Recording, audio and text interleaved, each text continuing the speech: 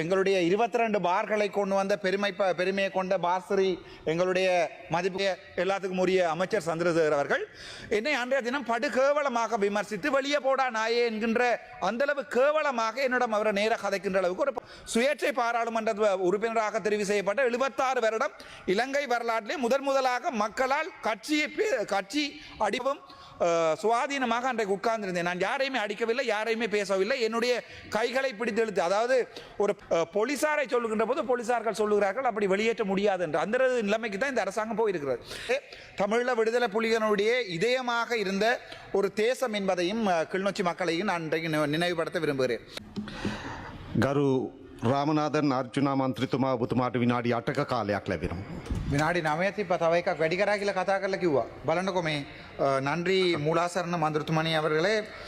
ஏனென்றால் இந்த இன்றைய தினம் இந்த பாராளுமன்றத்திலே பொதுமக்களுடைய முறைப்பாடு தொடர்பாக சபையினுடைய இந்த நடவடிக்கைகள் தொடர்பாக நடக்கின்ற இந்த விவாதத்திலே இன்றைய தினம் நான் முக்கியமான ஒரு விடயம் ஒன்றை சொல்லணும். மிகவும் மனத்தில் மிகவும் கவலையோட இதுவரைக்கும் பாராளுமன்ற உறுப்பினராக 2 வருடங்கள் நான் என்னுடைய காலத்தை கழித்திருக்கிறேன் கிட்டத்தட்ட.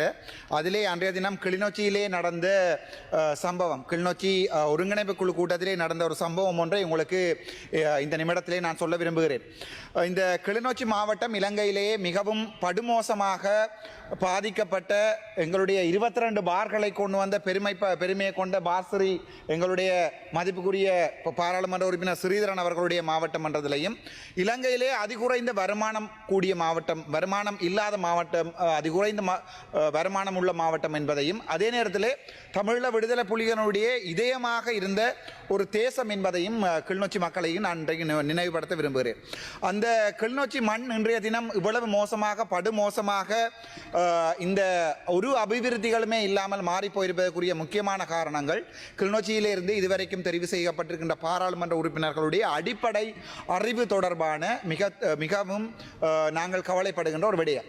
அதற்குரிய மிகப்பெரிய நல்ல உதாரணமாக அண்மைய தினத்தில் எங்களுடைய கிளிநொச்சி ஒருங்கிணைப்பு குழு கூட்டத்தில் ஊழல்வாதிகளால் திட்டமிட்ட ரீதியில் 31 ஊழல்வாதிகள் முதல் நாள் பாராளுமன்ற உறுப்பினர் ஸ்ரீதரன் அவர்களுடன் சந்திப்பை ஏற்படுத்தப்பட்டு அவர்கள் திட்டமிடப்பட்டு GA முரளிதரன் அவர்கள் தெளிவாக அவர்களுக்கு 2 ஒவ்வொரு கமக்கார அமைப்புகளுக்கும் 2 பேருக்கு அனுமதி கொடுக்கப்பட்டு திட்டமிடப்பட்டு அமர்த்தப்பட்டு, இவர்களுக்கு தெரியும் அன்றைய தினம் நான் 7 ஃபைல்களை கொண்டிருக்கிறேன் என்று. அதில் முக்கியமாக எங்களுடைய முத்து சிவமோகன் என்று சொல்லப்படுகிறவர் கிளிநொச்சியினுடைய கமக்கார அமைப்பினுடைய பதிவு செய்யப்படாத அமைப்பினுடைய தலைவர். அவருடைய ஊழல்கள், அவருடைய வீட்டுக்கு போடப்பட்ட பாலம், அதே நேரத்தில் அந்த வேளமாயுதல் என்று சொல்லப்படுகின்ற கிளிநொச்சி பிரதேச தவிசாளர் கரச்சி நினைக்கிறேன், அவருடைய அண்ணனுக்கு கொடுக்கப்பட்ட 170 தேங்காய்கள், தென்னங்கண்டுகள், அதே நேரத்தில் அதுக்கு செலவழிக்கப்பட்ட மொத்தம் 600 மில்லியன் பணம். அதே நேரத்தில் எங்களுடைய தம்பி இளங்குமரன் போய் அதில் கடலை நட்ட அந்த வீடியோக்கள், இது தொடர்பாக தாராளமான ஆதாரங்களோடு தான் நான் தினம் வந்திருந்தேன்.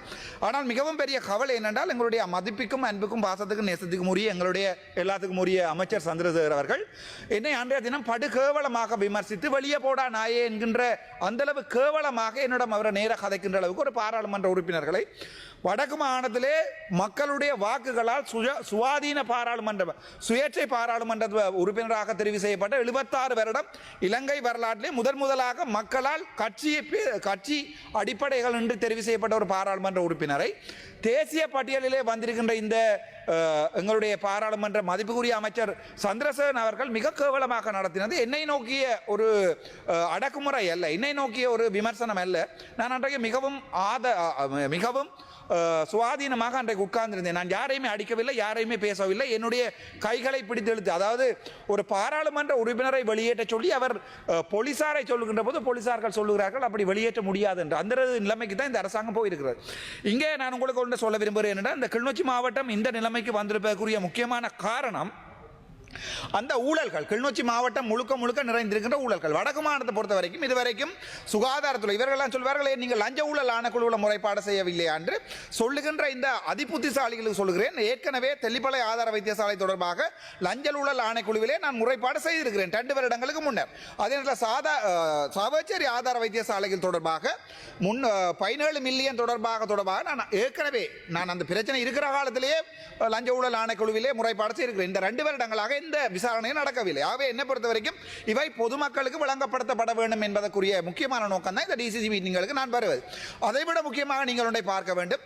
வடக்கு மாநிலத்தை பொறுத்த வரைக்கும் இந்த வைத்தியர் கேதீஸ்வரன் அவர்களால் இதுவரைக்குமே செய்யப்பட்ட மிகப்பெரிய ஊழல்களில் இருப்பதுதான் இந்த கிருஷ்ணபுரம் COVID-19 சென்டர் கட்டினக்குரிய ஊழல்.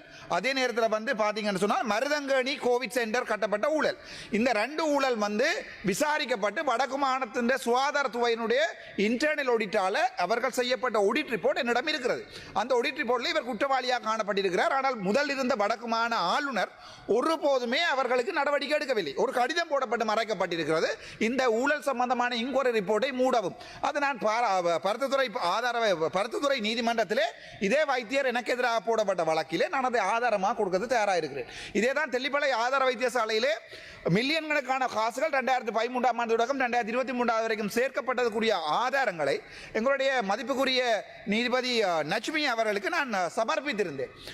ஒரு ஒரு ஒரு ஒரு சமூகத்திலே ஒரு சமூக ஊடகத்தை பாவித்து ஒரு விழிப்புணர்வை ஏற்படுத்துகின்ற ஒருவனுக்கு ஆன்லைன் சேஃப்டி பில் ஆக்டிலே போடுகின்ற போது தீர்ப்புகள் வழங்கப்படுகின்ற போது அந்த தீர்ப்புகள் வந்து சமூகத்திலே உதாரணமாக எடுத்துக்கொள்ளக்கூடாது என்பதை நாங்கள் இவர்களுக்கு சொல்ல விரும்புகிறேன். ஏனென்றால் இங்கே என்ன நடக்குது என்று சொன்னால் அந்த போடப்பட்ட அந்த வழக்கிலே எனக்கு வழங்கப்பட்ட தீர்ப்பு அந்த வீடியோவை ரிமூவ் பண்ண சொல்லுகின்ற தீர்ப்பு மட்டும்தான் வழங்கப்பட்டது. ஆனால் அதன் மூலம் ஒரு சமூகத்தில் இருந்து சமூகத்துக்காக குரல் கொடுக்கிறவன் ஒருவனுடைய குரலை அடக்குகின்ற போது அந்த அடக்குமுறைகள் படு மோசமானதாக இருக்கும்.